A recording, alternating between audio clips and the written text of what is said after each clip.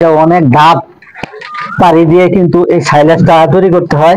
এখন যে ধাপটা অবশ্য নিচে সিস্টেমটা আপনাদেরকে দেখাইছি, এখন 4 আঙ্গুল হয়ে গেছে, যেহেতু নিচে কোনো সমস্যা যেন না হয় সেই জন্য একটা জিনিস আমি প্রয়োগ করব এখানে। সাইলেজ প্রক্রিয়ার ফিনিশিং যে কাজটা আছে, সম্পূর্ণ ফিনিশিং কাজটা আপনাদেরকে দেখাবো ইনশাআল্লাহ। প্রথম থেকে শেষ পর্যন্ত দেখতে। আসসালামু আলাইকুম ওয়া রাহমাতুল্লাহি ওয়া বারাকাতুহু। প্রিয় দর্শক, দেশ বা দেশের বাইরে থেকে যে যেখান থেকে এই ভিডিওটি দেখছেন, আশা করি সকলে ভালো আছেন। আলহামদুলিল্লাহ, আমাকে যেই জমির মধ্যে দেখতেছেন, যে মাঠের মধ্যে দেখতেছেন, এখানে কিন্তু ভুট্টা লাগানো ছিল। দেখতেছেন আসলে যে জ্বর, এপ্রিল মাসে কিন্তু জ্বর হয়, যেহেতু বৈশাখ মাস এসে পড়েছে, যা কোনো সময় বৃষ্টি বাদল হইতে পারে, সেই জন্য কিন্তু আমার এই যে ভুট্টা ক্ষেত খাড়া না দেখতেছেন, এখন হুতাইল, এই জন্য অতি তাড়াতাড়ি কাটতে হইতেছে। আরেকটি জিনিস হচ্ছে, ভুট্টা সাইলেসের যে প্রক্রিয়া আজকে থেকে শুরু হচ্ছে আলহামদুলিল্লাহ।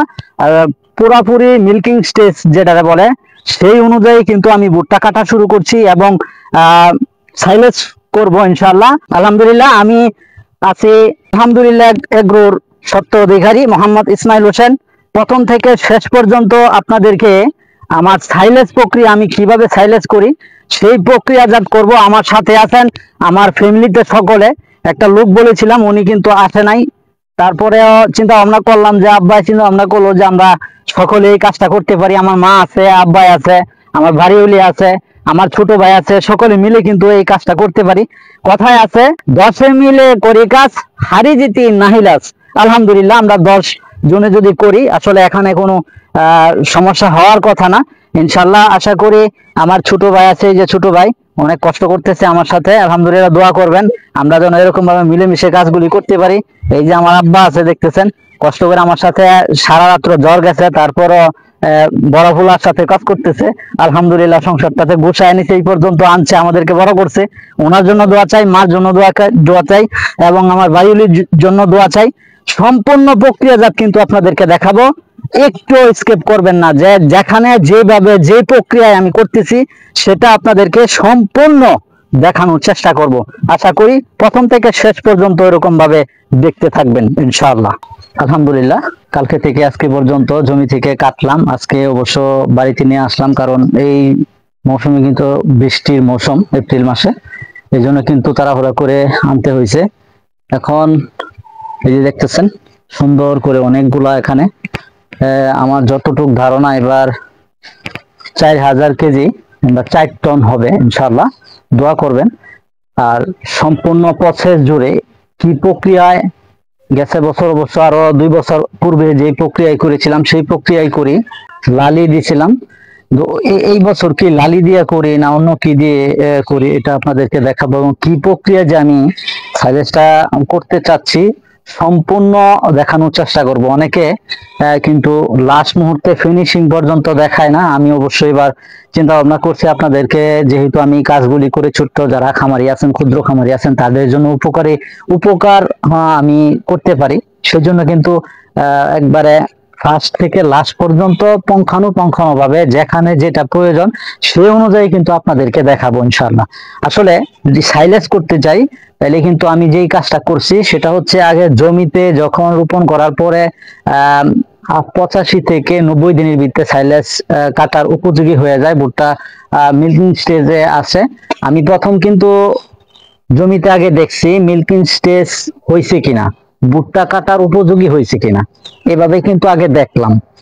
দেখার পর আমি জমি থেকে আগে কাটলাম, নিজে কাটলাম, মনি দিয়া কাটাইলাম, যেভাবেই হোক কাটলাম আলহামদুলিল্লাহ। পরবর্তীতে কিন্তু ওই জমি থেকে একটু সময় লেট করে, কারণ এখানে পানি থাকতে পারে, একটু শুকায়, মানে আর্দ্রতা যেন হয়, সেই আর্দ্রতা যেন আসে এটার মধ্যে, এই জন্য কিন্তু একটু রাখতে হয়। পরবর্তীতে কিন্তু ওই জায়গা থেকে জমি থেকে আমার চপার মেশিন আছে, এই যে চপার মেশিন, আপনারা যারা করবেন চপার মেশিন এ করবেন ইনশাআল্লাহ, যার যেভাবে সাইলেসের মেশিনও আছে অনেক, কিন্তু আমার এই চপার মেশিনটা এখানে নিয়ে আসলাম। এই যে দেখতেছেন এখানে আগে নিয়ে আসলাম আলহামদুলিল্লাহ, জমি থেকে এখানে নিয়ে আসলাম, তাল দিয়া রাখলাম। পরবর্তীতে চপার মেশিন দিয়া, এই যে চপার মেশিন দিয়া দেখেন এইভাবে বলা হচ্ছে। অবশ্য আজকে ওই আবার সকাল থেকে বলা হচ্ছে, ওই ডান শেষ করলাম আজকে। এই যে দেখতেছেন খুবই সুন্দরভাবে, যে শুধু খালি ভুট্টা দেখেন। এবারে সাইলেজ অবশ্য যে প্রক্রিয়া করব, আরো 2 বছর আগে যে প্রক্রিয়া করেছিলাম তার থেকে উন্নত মানের সাইলেজ হবে এবং মানসম্মত সাইলেজ করার প্রচেষ্টা চালিয়ে যাচ্ছি। অবশ্য আমি কি কি মেডিসিন এবার এই সাইলেজের মধ্যে ব্যবহার করি এবং কি পদ্ধতি ব্যবহার করি, কিভাবে সাইলেজ করলে ভালো হয়, সেটা প্রথম থেকে শেষ পর্যন্ত অবশ্যই দেখাবো। এবং যেখানে আমি সাইলেজটা রাখবো, প্রক্রিয়াজাত করব, ওই জায়গায় অবশ্য আপনাদেরকে দেখাবো। মানে শেষ পর্যন্ত কি করি আমি সম্পূর্ণটা আপনাদেরকে দেখাবো। এই যে চপার মেশিন দিয়ে কাটছি এটাও দেখাবো। এবং কি ওই যে দেখতেছেন 1/2 ইঞ্চি পরিমাণ আমি কাটতেছি, দেখতেছেন এই যে 1/2 ইঞ্চি পরিমাণ। সবগুলা গাছ কিন্তু ওই যে আপনার ভুট্টা কিন্তু এভাবে চপার মেশিন দিয়ে কাটবো ইনশাল্লাহ। আজকেই প্রক্রিয়াজাত শেষ করে দেব আল্লাহ যদি বাসা। ইনশাল্লাহ আপনারা দোয়া করবেন আমি যেন আপনাদেরকে ওইভাবে তুলে ধরতে পারি, যেন আপনারা এখান থেকে শিখতে পারেন। আমি চাই আমার পাশাপাশি আরো 2 জন মানুষ, আরো 10 জন মানুষ এখান থেকে কিছু শিখে উদ্বুদ্ধ হয়ে এই কাজগুলো করুক। কারণ গরুর খামারে অবশ্যই সাইলেজ প্রয়োজন। সাইলেজ যদি হয় তাহলে অবশ্যই অর্ধেক থেকে অর্ধেকের থেকে কম দানাদার খাবার লাগবে। কারণ এই সাইলেজের মধ্যে প্রচুর পরিমাণে প্রোটিন এবং এখানে ভিটামিন মিনারেল সবকিছু এই সাইলেজের মধ্যে আছে। আরেকটি জিনিস, যদি পুরোপুরি মিল্কিং স্টেজে না আসে কিংবা ভুট্টা পর্যাপ্ত না থাকে, তাইলে কিন্তু ওইটা সাইলেজ হয় না, ওইটাকে সাইলেজ বলে না, ওইটা আর্দ্রতা হয় না। এটার মধ্যে যে একটা সাইলেজ করার যে সাইলেজ, ভুট্টার সাইলেজ মানে ভুট্টা লাগবেই। ভুট্টা যত বেশি পরিমাণে ভুট্টা থাকবে তত সাইলেজটা উন্নত মানের হবে। আশা করি ইনশাল্লাহ আপনাদেরকে যে জায়গায় সাইলেজ প্রক্রিয়া করতেছি, কি প্রক্রিয়া রাখবো, সেই জায়গায় নিয়ে যাচ্ছি ইনশাল্লাহ। আসেন। আলহামদুলিল্লাহ আপনাদেরকে ওই জায়গা সাইলেজের ব্যাপারে আজকে যেভাবে প্রক্রিয়াজাত করতেছি আপনাদেরকে দেখাবো। এখন আমি বাড়ির ভিতরে আসছি।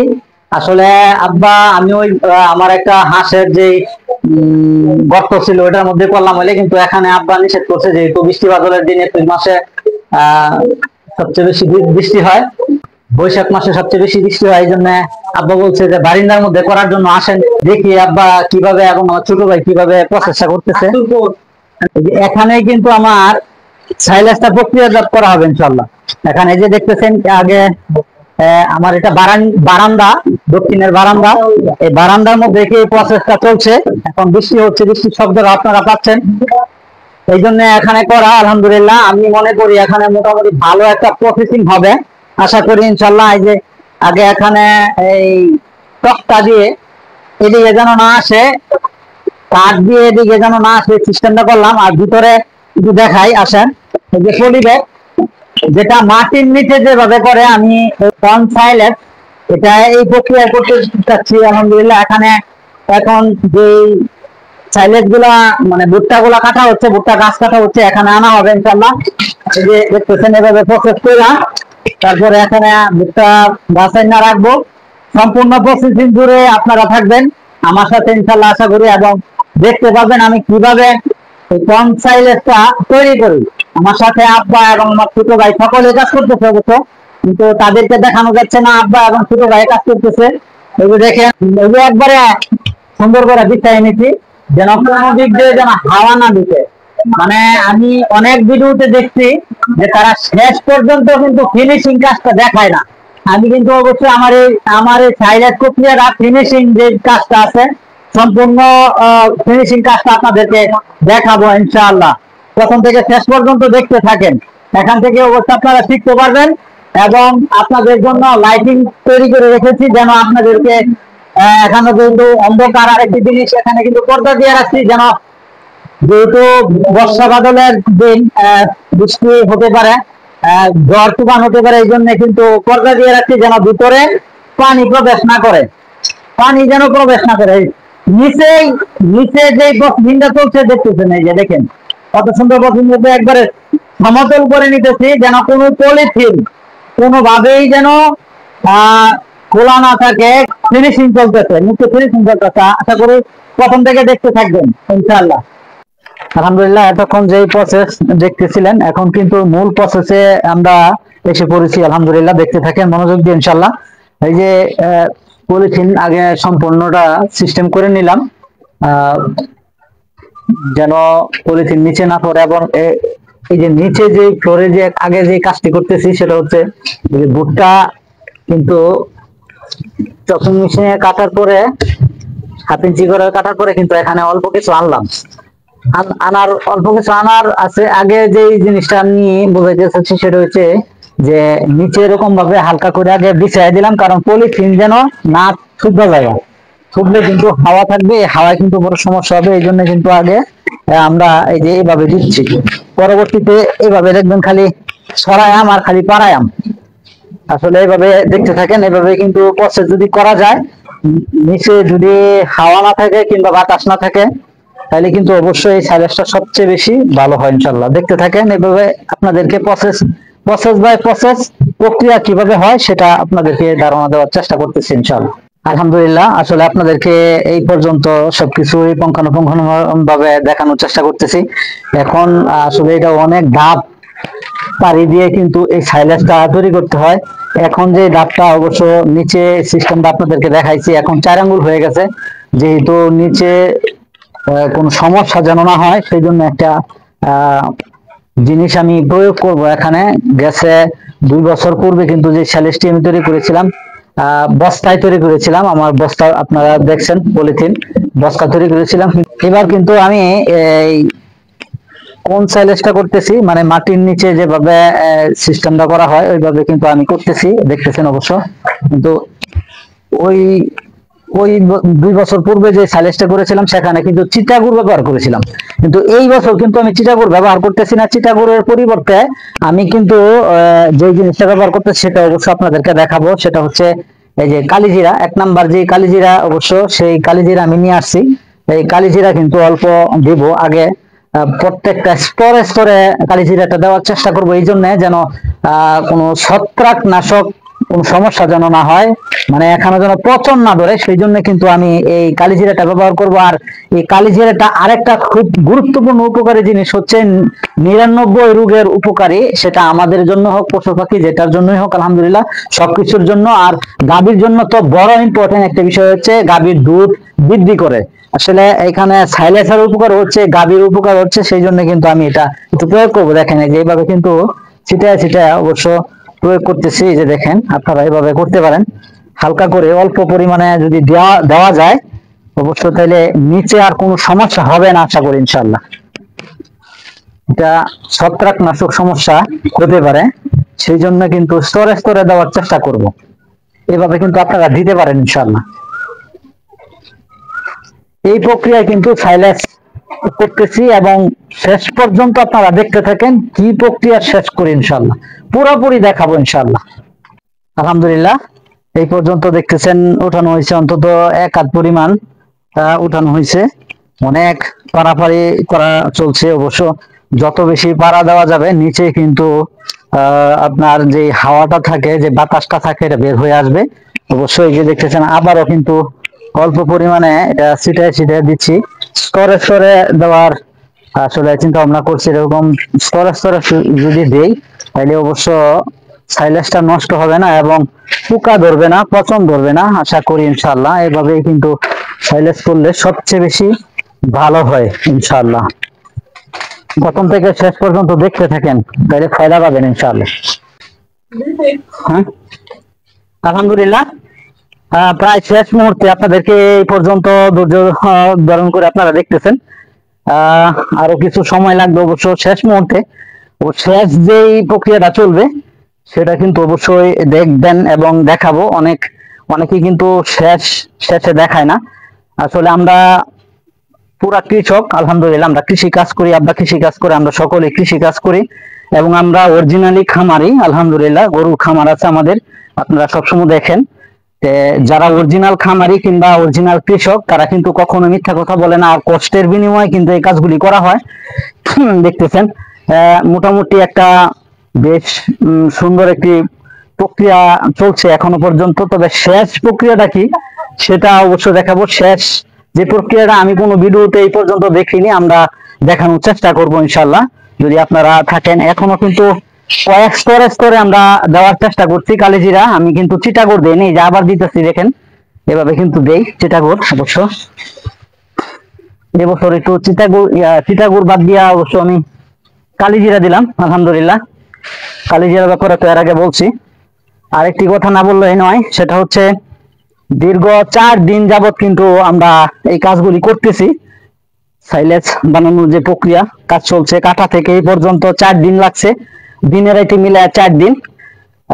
অনেক কষ্ট করতে হয়েছে, আপনারা হয়তো 10 মিনিট কিংবা 15 মিনিট কিংবা 20 মিনিট ভিডিওতে দেখতে পারবেন। আর আমাদের কিন্তু দীর্ঘ 4 দিন সময় লাগছে, আমাদের জন্য দোয়া করবেন আর শেষ পর্যন্ত দেখতে থাকেন। আমি কি সিস্টেমে এটা প্রক্রিয়াটা শেষ করি ইনশাআল্লাহ, আশা করি দেখবেন। আলহামদুলিল্লাহ, এই যে দেখতেছেন আমাদের প্রক্রিয়া আলহামদুলিল্লাহ শেষ। এখন উপরে এই পলি দেওয়া হবে এবং কিভাবে আমরা চাপ দেই, হাওয়া কিভাবে বের করি সেটা অবশ্য দেখাবো। আমার ছোট মেয়ে আর এক মেয়ে কিন্তু আপনারা সকলে জানেন, আমার 3 মেয়ে, বড় মেয়ে মাদ্রাসায় পড়ে আর জমজ 2 মেয়ে, এক মেয়ে ঘুমায় পড়ছে। অবশ্য একটা রাত্রে বেলা কাজগুলি করতেছি, এই জন্য আব্বাও কষ্ট করে করতেছে, আমার ছোট ভাই করতেছে। আমাদের যে পানা দিতেছি দেখতেছেন, এটা হাওয়া বের করার জন্য। এটা কিন্তু শেষ, কমপ্লিট। এখন খালি আমরা পলি দিব, আর পলি দেওয়ার পরে উপরে কি দিতেছি সেটা আপনাদেরকে দেখাবো ইনশাআল্লাহ, দেখতে থাকেন। আলহামদুলিল্লাহ, এই পর্যন্ত ক্ষেত থেকে এই পর্যন্ত যে প্রসেসিং চলছে, প্রত্যেকটি প্রসেসিং আপনাদেরকে ধারণা দেওয়ার চেষ্টা করলাম আলহামদুলিল্লাহ। তবে এখন শেষ পর্যায়ে যে কাজটা করতেছি এটা অনেক ভিডিওতে দেখায় না অবশ্য। এই যে দেখতেছেন, এখন কিন্তু আমি যেটা দেখাই, নিচে পলিথিন আছে, আবার উপরে পলিথিন দিছি যেন ভিতরে পাড়ায় অনেক সুন্দর করে পাড়ায় আগে ভিতরে যে হাওয়াটা আছে হাওয়াটা বের করে নিছি আলহামদুলিল্লাহ। এখন আবার হাওয়া যেন ভিতরে না প্রবেশ করে এবং হাওয়া যে ভিতরে যেগুলি আছে সেই সবগুলা যেন বের হয়, এই জন্য কিন্তু আরো যে শেষ যে প্রসেসিংটা, শেষ যে প্রক্রিয়াটা সেটা চলছে ইনশাল্লাহ। আমার যে গরুর যে ম্যাটগুলি আছে নষ্ট, সেই ম্যাটগুলি কিন্তু কাগজের উপরে আবার দিয়ে নিলাম। অবশ্য আপনারা চাইলে দিতে পারেন, আর শুধু কাগজ দিয়েও করা যাবে ইনশাল্লাহ। আর পরবর্তীতে দেখতেছেন এই যে কিন্তু মাটি, এই যে মাটি দিয়া চাপা দিতেছে। মাটি দিয়া চাপা দেওয়ার উদ্দেশ্য হয়েছে মাটি দিয়া অন্তত 4 আঙ্গুল পরিমাণ উপরে সেগার করে দিব। এক পাশ থেকে আমি মাটি দিয়া চাপা দিয়া সামনের দিকে আসতেছি, যেন এই ভিতরে যে হাওয়াগুলি আছে এক সাইড দিয়ে যেন বের হয়ে যায়। এই জন্য কিন্তু এই মাটি দিয়া চাপা দেওয়া সবচেয়ে সুবিধা। মাটিগুলা সব যে পাড়ায় একবারে ফিনিশিং করা যায়, নিচে যে হাওয়াগুলি আছে বাতাসগুলি আছে সবগুলো কিন্তু বের হয়ে যায় আলহামদুলিল্লাহ। আপনারা চাইলে এইভাবে কিন্তু সাইলেজ প্রক্রিয়া করতে পারেন। এটা আমি এবার কিন্তু অবশ্য বস্তা কিংবা পলি ব্যাগে করি নাই, এবার করেছি কনসাইলেজ। এই কনসাইলেজ করলাম এই প্রক্রিয়া আলহামদুলিল্লাহ। প্রত্যেকটি ধারাবাহিকভাবে আপনাদেরকে দেখানোর চেষ্টা করেছি। অবশ্য আমার এই প্রক্রিয়া যেন আল্লাহ তাআলা যেন যেভাবে করছি এটা যেন পরবর্তীতে সফল হয় সে দোয়া চাই। আর আপনারা চাইলে এভাবে করতে পারেন। আর যদি কোনো ভুল ভ্রান্তি হয়ে থাকে দয়া করে ক্ষমার দৃষ্টিতে দেখবেন।